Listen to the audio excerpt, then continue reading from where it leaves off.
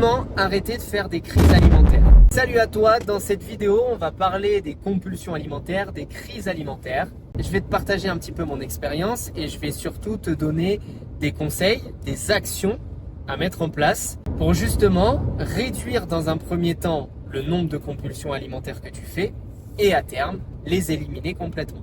Si tu ne me connais pas, moi c'est Tommy, je suis coach sportif et nutritionnel et j'aide les femmes à se libérer du poids des régimes et à enfin faire la paix avec leur corps et avec la nourriture. Donc pourquoi on a ces compulsions alimentaires, pourquoi on fait ces crises et comment on peut vraiment s'en débarrasser? Je te place un peu le contexte et je te donne mon exemple. Pendant de nombreuses années, j'ai eu des compulsions alimentaires, ce qui peut s'apparenter à de l'hyperphagie. En gros, les compulsions alimentaires, c'est ton comportement alimentaire qui est altéré et quand ça dure, que c'est fréquent et que ça monte en puissance, on peut aller du côté des troubles du comportement alimentaire.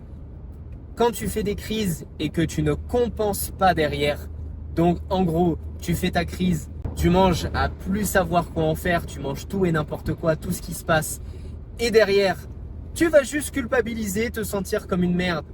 Pas de compensation, ça s'appelle de l'hyperphagie. Si par contre, tu mets en place des phénomènes compensatoires, aller courir ou faire du sport pour cramer ce que tu viens de manger, te faire vomir, prendre des laxatifs pour éliminer, bref, tous les systèmes compensatoires, ça s'apparente plus à de la boulimie. Donc pendant des années, moi je faisais de l'hyperphagie, donc des compulsions alimentaires. Donc je sais exactement ce que c'est de vivre ce truc-là, d'aller chercher à combler un vide, d'aller chercher à gérer une émotion, d'aller chercher en fait dans la nourriture quelque chose que tu n'as pas ailleurs. Et je sais ce que c'est de ressentir la culpabilité d'avoir mangé tout et n'importe quoi, même des fois des trucs dégueulasses, des trucs que tu n'as même pas pris le temps de cuisiner, des trucs que tu n'as même pas cuit. Je sais aussi ce que c'est la culpabilité que tu ressens après et je sais aussi le dégoût qu'on ressent envers soi-même après avoir fait une crise alimentaire.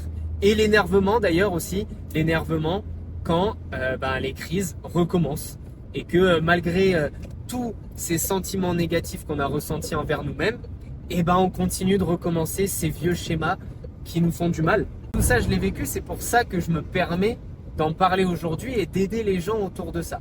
Comment j'ai fait pour m'en débarrasser? Déjà, une des choses importantes, c'est d'essayer de comprendre qu'est-ce qui déclenche ces crises alimentaires. Est-ce que c'est quelque chose qui vient de ton environnement?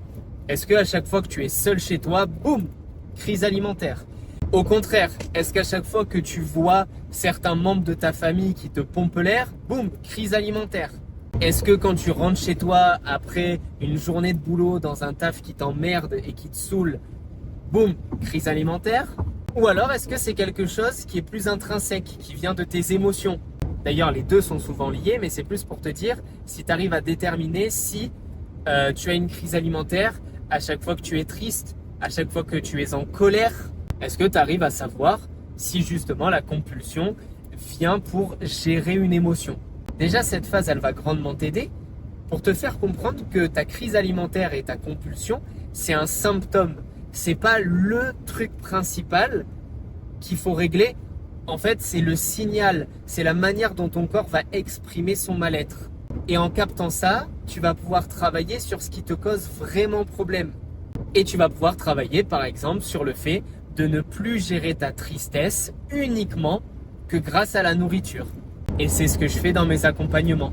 C'est d'amener les personnes que j'encadre vers d'autres méthodes pour gérer justement le stress, les contrariétés, les émotions négatives, l'environnement malsain ou toxique. Et ensuite, deuxième chose que j'ai envie de te partager par rapport aux compulsions alimentaires, c'est qu'il va falloir justement se déculpabiliser de faire des crises alimentaires.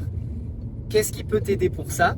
Il va falloir que tu passes par un peu plus de compassion envers toi et envers ton corps pour que tu comprennes que quand tu fais une crise alimentaire, c'est ton corps qui crie à l'aide. C'est ton corps et ton cerveau, mais quand je dis ton corps, c'est toi en général, c'est ton corps qui a mal.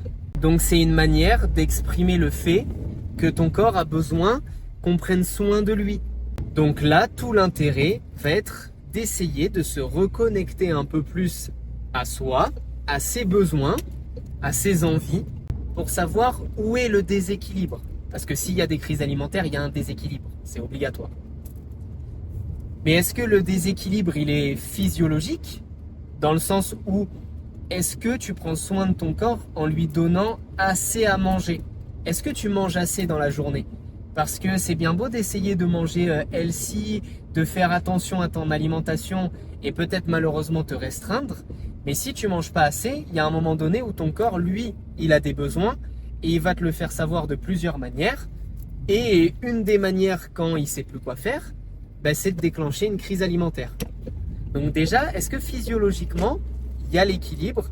Est-ce que tu manges assez? Et est-ce que tu manges assez de tout? Est-ce que tu manges assez de protéines? Assez de légumes? Oui, ok. Mais est-ce que tu manges assez de sucre? Et est-ce que tu manges assez de matières grasses? Donc de sucre, c'est les glucides, mais c'est tous les sucres. Est-ce que tu en manges assez? Ensuite, une autre partie qui est un peu plus, on va dire, sur le mental, c'est est-ce que tu es quand même à l'équilibre ou tu es quand même dans le respect plutôt de tes envies? Est-ce que quand tu as envie d'un aliment, tu t'accordes le droit de le manger? Et sinon, pourquoi? Pourquoi tu t'interdis de manger cet aliment?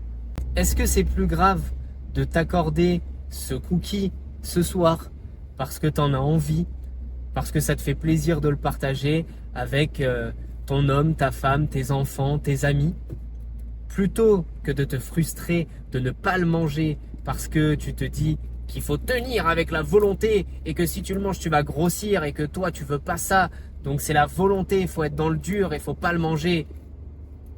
Mais sauf que dans une semaine tu fais une crise alimentaire et tu démontes un paquet entier de cookies jusqu'à te sentir mal, te sentir malade, avoir la nausée, avoir mal au ventre. Qu'est-ce qui est le mieux? Je te le dis, je te donne la réponse. Le mieux, c'est de t'accorder justement ton plaisir alimentaire quand il vient. Parce que ça passe aussi par là, l'écoute de tes besoins. Ton corps, il va t'envoyer des signaux parce que des fois, il a des besoins physiologiques.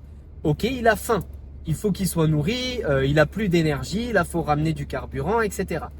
Mais des fois, il y a des besoins qui sont plus d'ordre psychologique. C'est ton cerveau là qui a des besoins parce que peut-être qu'il a besoin de cette petite touche de sucre pour te faire du bien parce que il y a un événement dans ta journée qui t'a cassé les pieds. Mais le premier pas, c'est déjà ça. Parce que si tu t'accordes le fait de manger librement, tu vas moins culpabiliser et tu vas moins faire de crise alimentaire. Parce qu'il n'y a pas d'aliment qui est interdit.